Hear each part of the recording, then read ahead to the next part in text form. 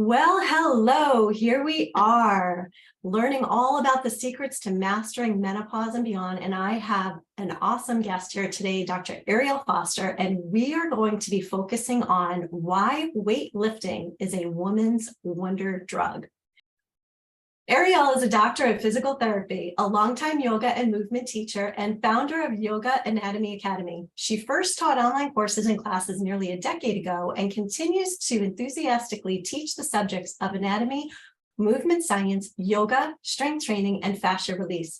Dr. Ariel has become increasingly enthusiastic about the power of lifting weights for women's health.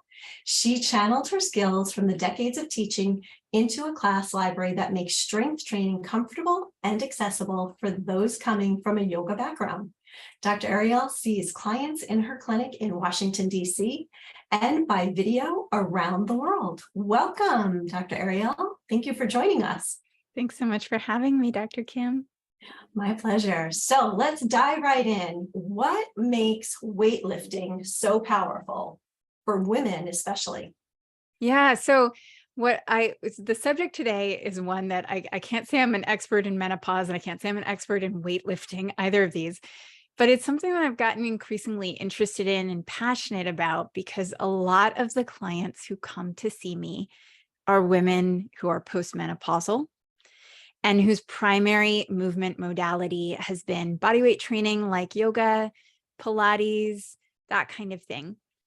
And although that's an absolutely delightful practice, whether it's yoga or Pilates or anything else, it's increasingly evident from the literature that in particular women need more robust exercise interventions.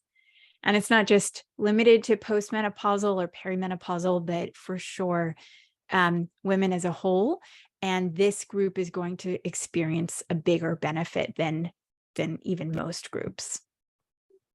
And I don't think folks really know that, I was just going to say big. that. Yeah, I don't think they realize, what happens inside the body and how it's more important than ever to do things. Movement in general is important across the board, but to help maintain that muscle mass that's withering away with, the changes in our hormones. What would you say to somebody who doesn't know where to start with lifting weights, being, it's so important? Yeah. Well, how about I back up a little, and I will get to that, I promise, but I want to back up a little bit and just talk about why this is so important and sort of give a few of the statistics. As boring as it can be, it can make it more like eye-opening for anyone who's not convinced that this is really an issue. Okay, so what Dr. Kim mentioned a moment ago was muscle loss. Muscle loss falls under the category, when it is age-related, of something called sarcopenia.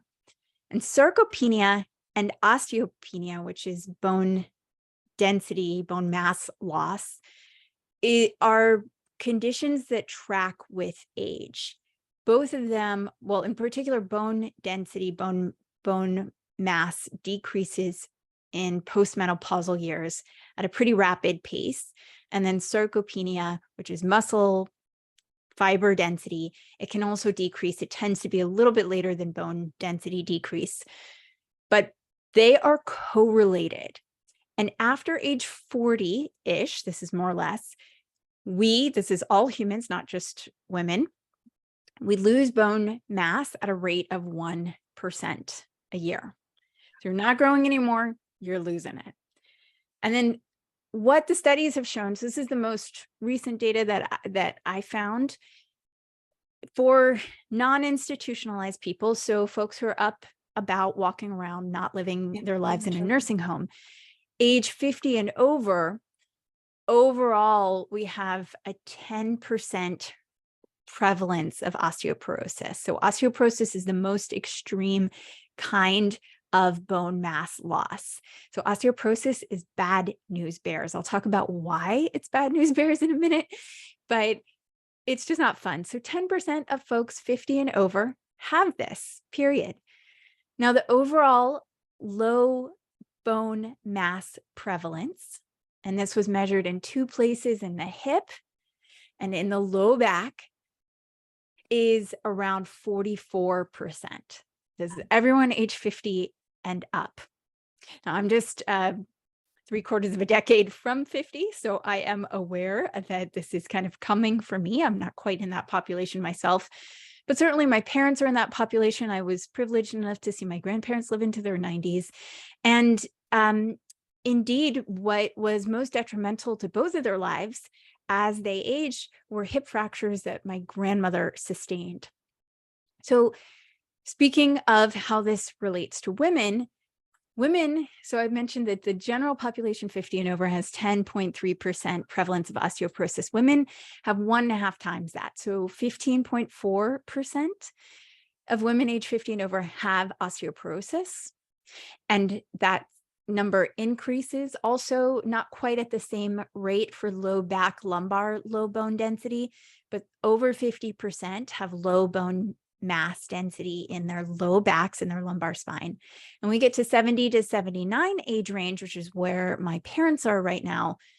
16.5% of all adults, so regardless of gender, qualify as osteoporotic. And again, nearly half, so 47.3 have low bone density in their low backs. So the numbers I don't have are basically, I don't have what percentage of folks or percentage of women have either lumbar spine or hip low bone density. But if just the low back is around 50% or greater, you can just imagine that it's a pretty big deal. So one question that I had prior to becoming a physical therapist was like, well, why is that such a big deal? Like, you can't see your bones, they're kind of in the background all the time, doing their thing, holding us upright. Like, is it maybe okay that they get a little more brittle? Is that just part of the aging process, the way our skin changes? Maybe on some level that is true, but the impacts are what matter, right? Like, you can say something and intend it to be nice, but if it comes out the wrong way and it lands the wrong way, the impact is very different sometimes, and you still have to apologize even if your intention was good, right? So the impact of osteoporosis or osteopenia is just a really high increased rate of fracture. And what ends up happening is you increase your rate of fracture 2 to 3 times for every 10% drop in bone density. I've thrown out a bunch of numbers, so let me make this super crystal clear. If after age 40, we lose 1% a year, that means because of the compounding effect, we actually, before age 50, have more than a 10% drop in our bone density. Before age 50, that's pretty crazy. That's significant, yes. And that 10% drop means the difference between me a few years ago and me a few years from now is a 2 to 3 times higher risk of fracture. These are like the hip fractures that you always hear about, and that kind of thing. And then the lifetime risk of sustaining an osteoporotic fracture, which is just a fracture that is related to very low bone density or bone mass, is around 50%. This is, I believe, across the population, but just for relative risk, there's about a 9% chance for women to get breast cancer. Wow. And a 31% chance of any women getting heart disease, coronary artery disease. And so there's almost like this, it's like greater than a flip of a coin, that if you're watching this, this will affect you if it's not already. Oh, absolutely. Heart disease, yeah. Excuse me, is the #1 killer in women. And I share the same thing, where my grandmother actually had fractured her hip, and after that just kind of declined in her health. It was just never the same. So these statistics definitely resonate with me. So yeah, it's hard to sometimes really digest the statistics like this and like take it in and be like, okay, what does that mean for me as, in my little yoga gear over here? I I have interpreted that as, and also I'll tell a little bit of a personal story, which is that my grandmother, who I was extraordinarily close with, she was a really, really active human being. She also taught yoga. She was always on her feet, walking around. And she was not like almost, I don't know, a single woman in her generation. I'm sure they do exist, but it was not a meaningful portion of women. She was not into like weightlifting or high intensity movement, but she did consider herself to be really active, and she was always on the go. And she had a hip fracture while I was at her house around Thanksgiving time one year. And she was really super sad because she was scheduled for a hip replacement just, I think it was like 2 weeks later, maybe even shorter than that, like 10 days. And that hip replacement would have allowed her hip to kind of rotate more freely in the socket. And because it wasn't rotating freely in the socket, when she did that thing that like all parents do, all mothers do, like, kids come downstairs, even though her kids were, I don't know, in their 50s or 60s at that point, she pivoted. And I think that her bone mass was so low that that pivot spiral fractured her hip because her foot was planted, but also she had some osteoarthritis up here, so there wasn't good rotation. And so the bone in the middle, the weakest link, fractured, I believe, midair. I don't know that we're ever really going to know that. It could have happened because those things weren't rotating and then she fell. But because when they looked on the x-ray, it was a spiral, it would sort of make sense that it happened kind of midair. Yeah. But either way, that was her first of, I believe, 3 fractures. I mean, she's a tenacious human being. That was in her early to mid 80s, probably mid 80s. And then she had one around, age 88 or so that was finally like, okay, you can't live on the farmhouse with your 90-year-old husband anymore, 100 miles from anything. It might be time to get a little closer to help, you know? So it has a huge impact on your quality of life. Like if you put it in those kind of tangible terms, sometimes I wonder, so what could have been different? Now, I'm not saying that anything could have been different because we don't know, right? But had she taken some of the stretching time that she did and maybe done jumping jacks or lifted heavy things, maybe she would be less osteoporotic and maybe could have prevented those fractures, and then maybe got to live out the last final few years of her life a little bit more on her own terms, hanging out on the farm as opposed to in the facility, which was a beautiful facility, by the way, that I would highly recommend, but still not, I knew for a fact that it wasn't her first choice. Not ideal for her. Yeah. Yeah. So that's kind of why I'm so passionate about this, or one of the reasons. Well, thank you for being so transparent and sharing that story. I mean, it puts those percentages into perspective for people to understand, especially with where I'm at right now, being postmenopausal, and seeing the effects and the tolls that it takes.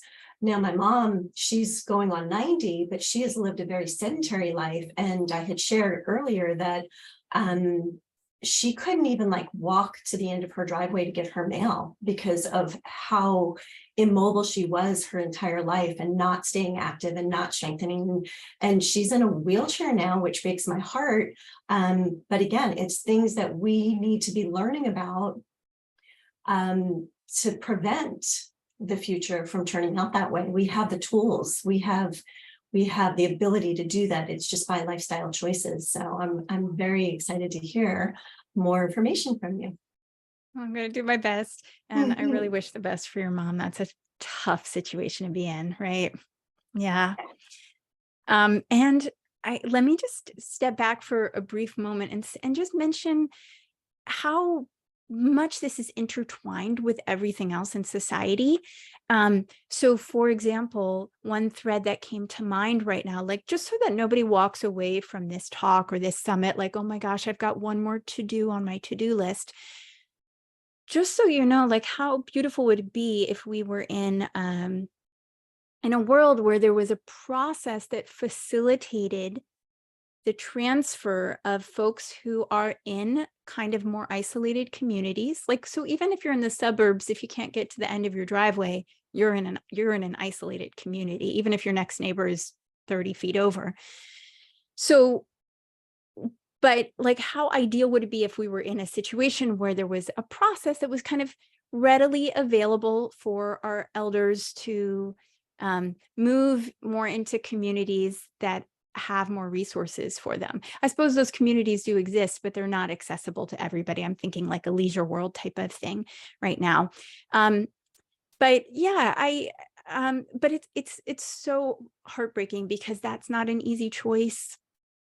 And there's so many other layers to it, including, expectations of women and things that you still hear like, oh, well, I don't want to get bulky. Therefore, I'm not going to listen to Ariel tell me to lift weights because it's going against my way I want to look. And, I completely can relate to wanting to look a certain way. And I just think that we have been, as women, and I'll just open up the floor to anyone who just sort of doesn't fit into that cis male body. Like we've really been fed a load of lies when it comes to what we should be doing with our bodies, right?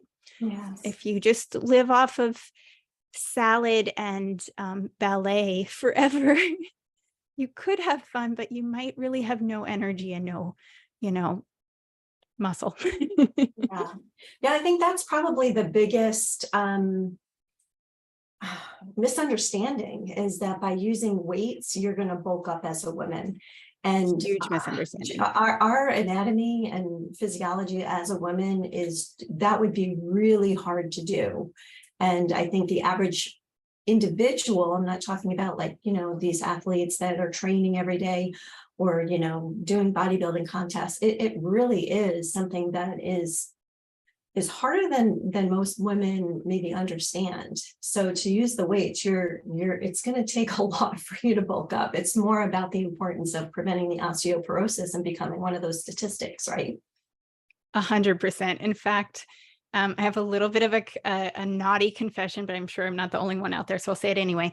There's a reality show that I watch, and they handpick the men for these reality shows, right? And they're all like really, really bulky and beefy because they have their shirt off a lot of the time.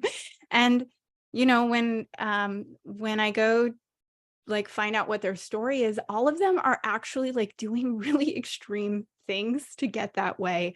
And many of them have the genetic predisposition to look like that and the hormone set that allows for it. Right. So just a side note, Mhm. plus confession that I watch some reality TV. You had asked me a question, I think, What and would I you don't know that I say? completely answered it. That's okay. I think we understand the importance for women to be using weights, right? And why it's so powerful using the weights. But what would you say to somebody who maybe this is, new information for, and they had that lie in their head that if they worked out with weights, they'd become bulky and, they just didn't want to do it. So they're starting in a place where they've never worked with weights before. What would you suggest? Right. So we've established kind of the prevalence of osteoporosis and osteopenia, and basically kind of established that we're all subject, more than half of us, and particularly women, are going to be subject to low bone mass in our futures if we are not already living with that. And there are lots of reasons for why that's super problematic. Hip fractures are also, by the way, correlated with a decreased quality of life, but more importantly, a decreased quantity of life. There's a increased mortality 6 months after a hip fracture that is actually quite extreme. I believe it's like 20% or more. So this is really, for those of you out there like, yeah, I want to live a nice long life. I want to live to be 100 years old or 110. Like, this is really the thing that you should be listening to. And I'll talk just a smidge more and then get to the how of it, because Sure. we have a few options. So it's not like you have to do one single thing or that it has to look a certain way. What the research has shown, this is coming from a really big randomized controlled trials, a very high quality data set, called the LIFT-MOR, LIFT-MOR study, showed that we can do things that have some high intensity interval training type quality on, as our form of exercise, as little as 2 30-minute sessions a week. And that can have a really big impact on your bone density. And then presumably probably will take more long-term studies, because that study was predominantly looking just to make sure that this type of activity was okay for those with osteoporosis. And it turned out there was no greater risk of injury than with any other activity. So we've got high intensity interval training type activities, and that could also include things that probably some of you love, like tennis, volleyball. I would guess, since volleyball's in there, maybe badminton, squash, soccer, kettlebell training, speed skating. You could kind of look up and see if some of the things that you love maybe would count. I would imagine it's not high intensity, but moderate intensity would be like hiking for the legs. Mhm. A couple I would of things even say dancing. I mean, have you taken dancing classes? Like those can be pretty intense and high impact, where you are like out of breath and your muscles are really sore after taking some dancing lessons, obviously different kinds, but yeah. I love me some Zumba. Yeah, so depending on the actual moves that you do, it could be, I mentioned ballet earlier. Ballet could, of course, even be a little bit high impact if it's a lot of jambes and jumps and things like that. But it is not, the reason I mentioned, I called out ballet is because I think I just didn't want to call out yoga in that moment, just because there's a bit more of an aesthetic quality to it rather than maybe like a practical, or even can be very fun for some people. But yeah, dance is one possibility. It depends on a lot of factors. But essentially you want that impact. And so if your dance is just, I don't know, the electric slide, a great, fantastic dance, highly recommend, you're not going to get a lot of impact. Fun, but no impact. Right, you're probably not getting any impact. This doesn't mean you can't do it, but all you need for the impact training is twice a week, 30 minutes. Then this was over 8 months that they conducted this study. And so it's possible that you could even trim it down to 20 minutes twice a week and just do it for longer than 8 months, and you would still have a positive effect in your bones. We don't know for sure.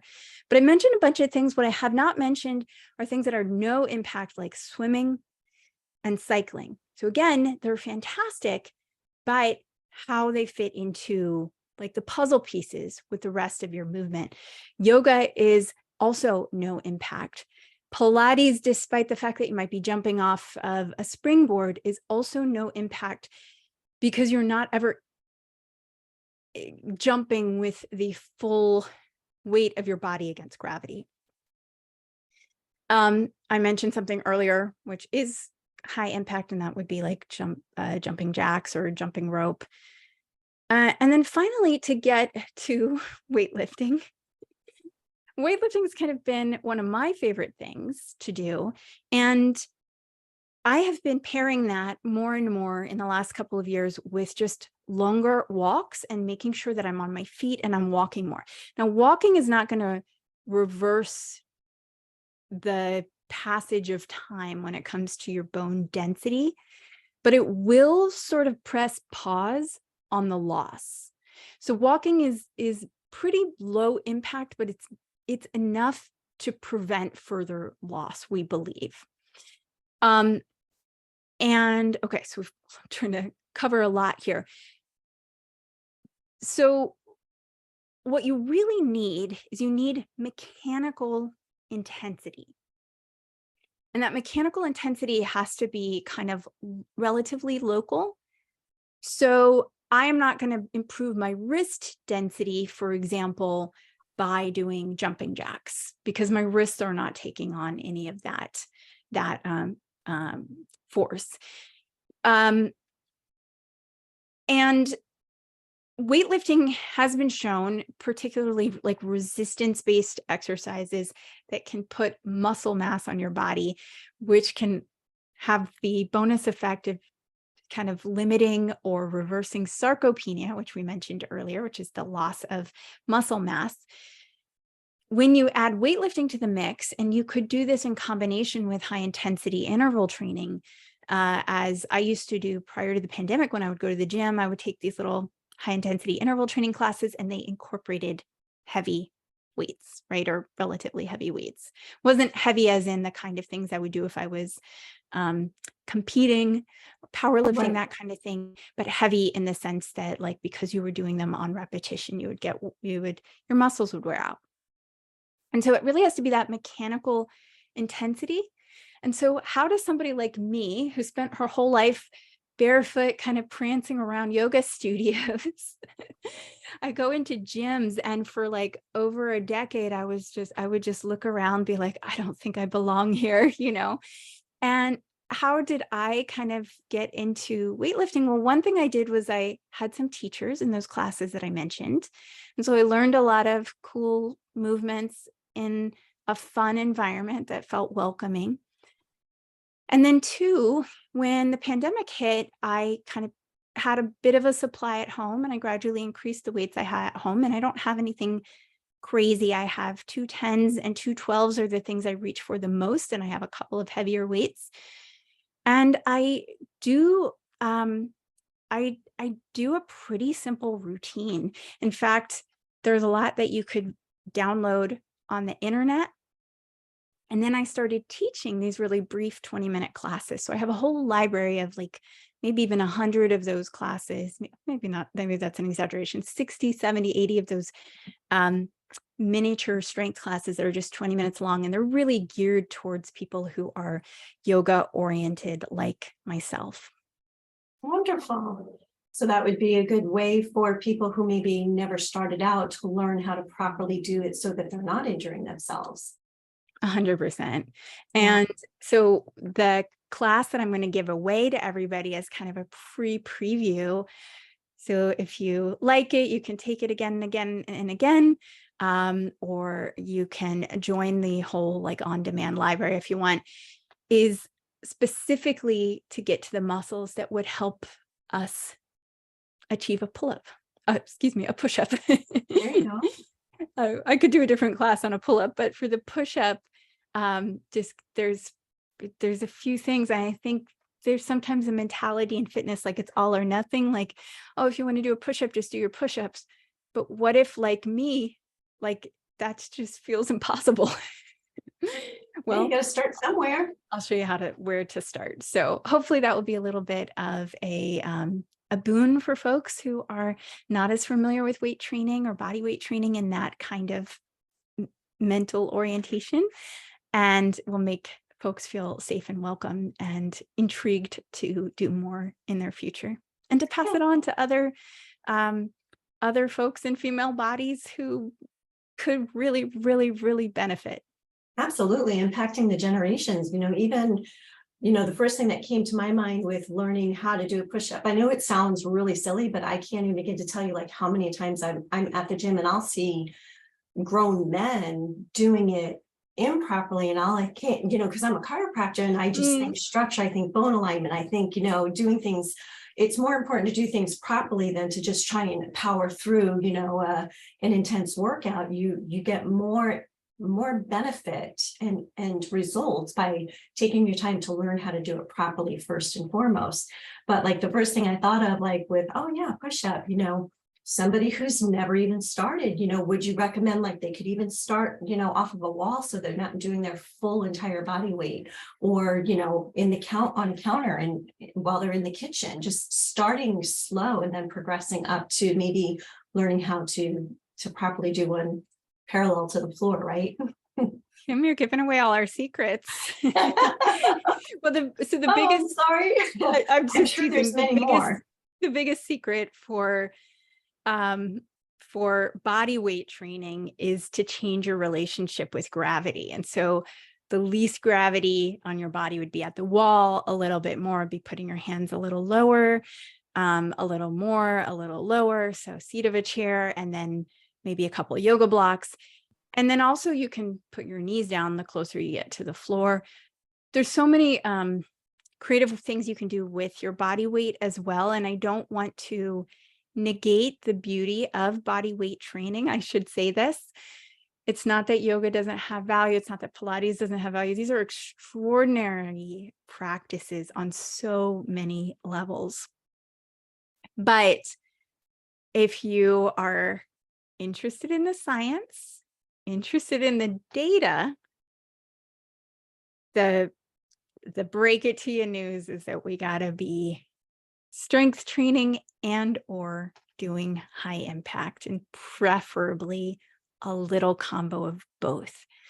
Absolutely. I think women in general across the board, everybody, every human being, but from my experiencing and being postmenopausal and just, the research that I have done and the, things that I've learned through the years with my profession, movement is of the essence, the most important thing.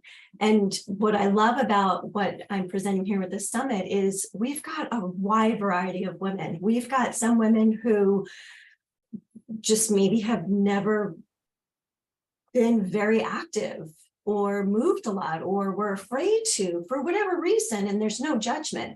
But then we've also got the extreme of maybe athletes, hardcore athletes, strength training and working really hard.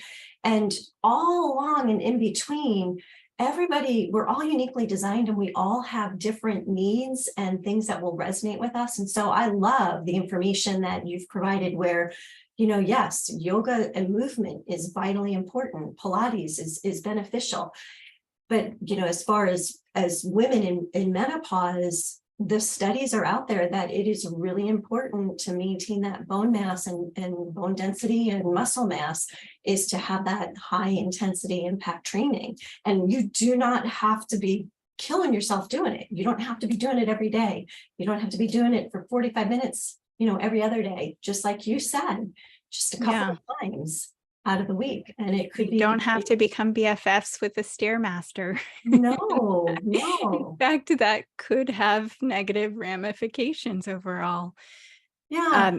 Yeah, because that can increase your cortisol levels. It's a little excessive cardio can have. And with our bodies not producing the hormones to regulate that cortisol, there's a lot of science behind why on average women in menopause and postmenopause tend to gain weight in that middle section. It's because we're all under stress. But the problem with going through menopause is our body no longer produces the hormones to control that cortisol level. And so it's that cortisol that produces that midsection that becomes very uncomfortable. And so yeah, these tips that you've shared about the movement and the importance of maintaining your bone density, all of this is just such vital information that I just hope you all are finding valuable. Yeah. And if you didn't fully translate in your head and your heart what Dr. Kim just said, like we're telling you can do less exercise for more benefit. Yeah. That's way. Yeah. And that I just want to be clear. I'm not saying do less exercise, but you don't have to burn yourself out on the cardio specifically, which is another thing I see so many folks doing, particularly. I think we've been misled to believe that the more cardio you do, the more calorie you're going to burn and the thinner that you'll get. And just with the way our bodies are designed, especially in this stage of life being, in the pause stage of life, there's so many different things that we could and should be doing for our bodies for now and what's to come as we age. So Such a So good the free- topic. We could keep going, I but know. We we've go got on to and wrap. on. So my understanding is you have this free gift, Mhm. and what would it be called? What is it that they can? Yeah, so it's a class, one of many 300 some classes that I taught online in the pandemic, and I recorded them for posterity's sake. And I've got this on-demand library with my strengths-based yoga classes that are focused on core, on hips. I'm really, really passionate about hips. There's one group of classes called Mobility, Fascia, Function, where we roll out on balls and we do, functional mobility drills, not like weird pigeons and things like that.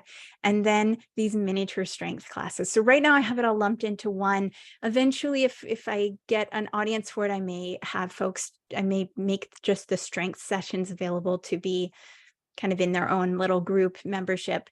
But yeah, right now you can, for like $20 a month, get that whole on-demand library.